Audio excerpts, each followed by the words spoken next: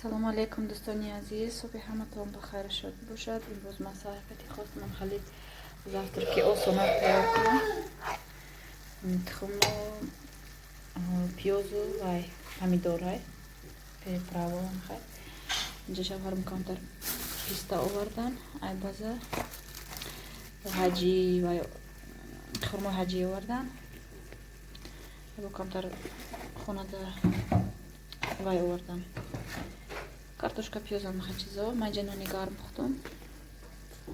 аз ин дарса хона накрывать мекунам, баъд завтрак мекунем насиб иншоаллоҳ.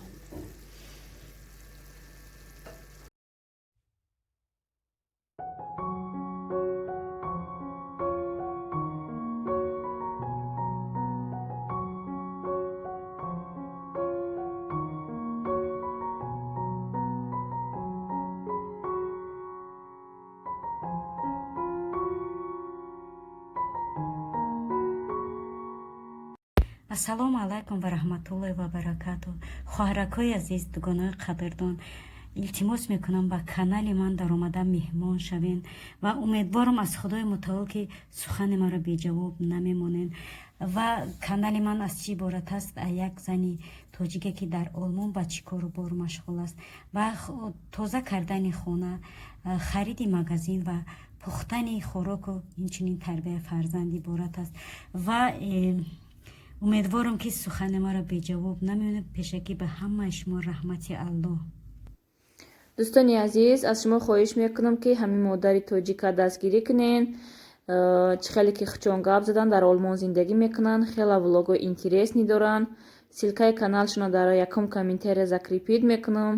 дароин айноми мо салом гӯен. хела хурсанду хушҳол мешем. раҳмати калон. ихтиро дар иҷа обеда камтарак ман макарон кардам. макарони дарозак, камтар салат тайёр кардам. намедонам иштия нест, гӯштам нагирифтем. дурустшид гӯштмон тамом шидай. дадаш имрӯз гуфт мебиёрам. ҳамин варини муда маъқул шид. як банкача гирифт. намедонед майда чая 350 грамм дора. дадаш тамом шид. ин саҳари бо дадаш гирифт овард. куда маъқул шид. аз бо чой гарм дам кардам. аз варини чойшон мекунам. мебарамшон авқот хӯранд. дадаш аз наомада обед. ба фикрам ки гӯшта рафтагиай. ҳамин хел авқоти мо имрӯз бегӯшт. кадоме ки хурдаиста боша иштиҳои таом. дӯстони азиз, мо даҳем иштиҳои таом. иштиҳо нест рости гап. олиам гирибмон соз нашта. ҳамин нимкола камкак гӯи макарони систак кардам ма.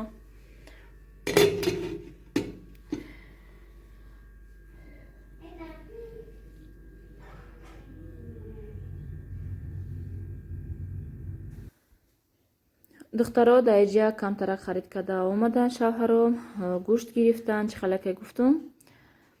инҷа даба камтар шир, тухму ҳамин чизе ки барои рӯзгор ҳаррӯза дар кор меша. ҳозима ино ҷобаҷо мекунам. баъд гӯштои майда карда бегаҳта камтар хомшӯрбо мепартом. чизи обдор ҳаракат мекунам бисёртар кунам. дар ҳамин вақти гириб буданмон, дар ҳамин вақте ки гӯем ҳамин чизо фоиданокай. зелину, қалафуру ҳамаха чизо тез карда ахри сабуктар мешӣ. ина духтаро дар иҷа ман шӯрбо ма андохтум. ман вайша гӯштоша ҷудо карда мондуму суғонша сразу шӯрбо партофтам. инҷа оста оста ҷӯшидеста якл. аз ҷӯшида мулоим меша. баъд дигар чизои мондагиша меандозам. гӯшташ мулоим шавад. духтаро бачаи мара бинед, инҷа телефонша монда видеотон мекунам. орда дар штатив ма часпонда. як бор кнопкаша меҷиқа мерава. инҷа шӯрбо ҷӯшидеста. хомшӯрбои ма камтараф дига ҷӯша. баъд пиёзу картошкая медозам. инҷа тайёр карда мондагиам. пиёзу картошкая барои чӣ ма бисёр медозам? барое ки кӯдакҳои ма гӯшт намехӯранд. намедонам чӣ ба гӯшт намехӯранд. картошкаша обша мехӯранд. тамом. ман барои ҳамин картошкаша бисёр медозам ки кӯдакода то картошкаша мекашам обаш кати. خامشوربو اصل شکل همین گوشت او همین خالی ایده خون خودش او کارتوشکا رو لابازی نمیکنن یکی کودکای ما که نمیخوام ما برای مجبور میشم بسیار اندازم کارتوشکاشه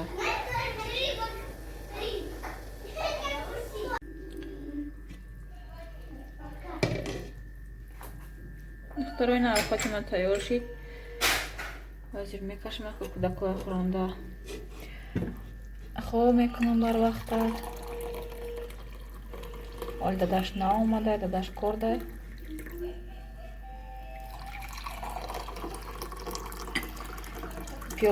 پیاله هسته یا پیاله برای چی نمیرزم چوه برای که کودکو میسوزن دسته نداره پیاله چخاله بکل نغزه که دسته داره دستش میخپم удобнее برای همین بکل دا میریزم که بکل دا کودکو نسوزن چوی گرم دا مقصد هم نمیریزن نویده گویم پیاله خیلی روکی هسته میریزن بسیار برای همین بکل دا وای میکنم چویشون میکنم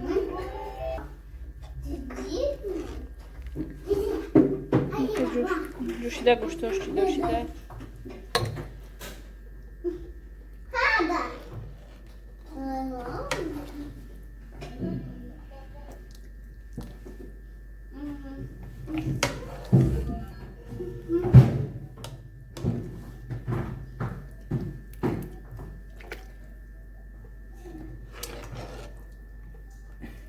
گوشت نمیخورم من سیرانو میکشمشون میگم یکی وای میشه به مقصد ها یکی میفراشون گفتم میکشمشون سیرانو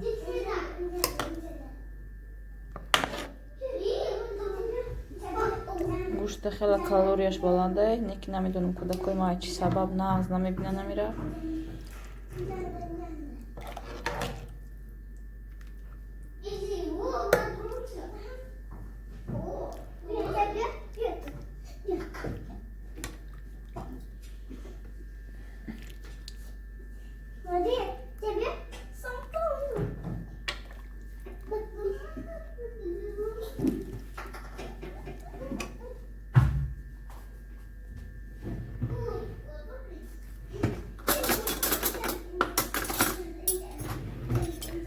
زیلین خونه دا نبود تا داداش میبیاد که دیر میشه برای همین کودکای به زیلین نکا میخورنم شونه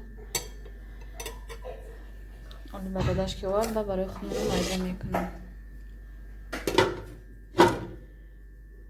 نمیخواد دوستانی عزیز در اینجا ویدیو امروزه به انجام میرسونیم رحمت که ویدیو ما تماشا میکنین کامنتاری می نویسین لایک میمونین همه تون میندارم همه کامنتاریاش من میخوانم обязательно اگر که وقت نداشته باشم هم سردیشکا میمونم میبرم برای که گویم زنک کودک داره همه وقت کارش بسیاره بعد من حرکت میکنم ای تلفن بسیاری بعد گویم تلفن دا نشینم که ضررش بسیاره به حد کسلی بسیار روی تلفن میشه آدمی زود گویم برای همیشه مویم بسیاری بعد نشینید دا تلفن خطون احتیاط کنین سلامتی یکم درجه میسته جای اول میگیره گویم در حیات زندگی همه وقت خطون احتیاط کنین بسیار وقت ما در اینترنت در تلفن نگذارونین وقتون حرکت کنین با کودکا با اویلتون گذارونین من می کانال که دارم خودش ایتک وقتم بسیار میره در کانال برای همین کامنتاریو دا کمتر گویم وای میکنم уже خدمت گویم کمتر دور میکنم که خیلی باید خیلیش خفه میشوند که مقصد جواب نمیتیم و دا یا که سخنوی نغز می نویسم من خودم دا وجه نیوای میشه نیودوب نمیشه که وای اگم چیزی نغز ننویسم دل خودم زیق میشه نکی در ویدیو حتما ما شما مینداری خدمت میکنم تشکر میگم برای اون نفرانی که وقتی خودشون صرف کرده در کامنتاریای من سخنوی نیک دور دراز می نویسند رحمت کلام رحمت خداوند به هر یک شما به حد من میندارم همه کامنتاریای شما من میخونم بعد دلچه میمونم برای همین شما همه وقت فهمیم که من همه یک سخنوی شما قدردانی میکنم میندارم هر یک شما رقم میکنم در ویدیو هم در سوالایی که در تگی کامنتاریو میشوند جواب تیم باقی سربلند خانه آباد باشین دوستانی عزیز تا ویدیوهای آینده خدا نگهبانتون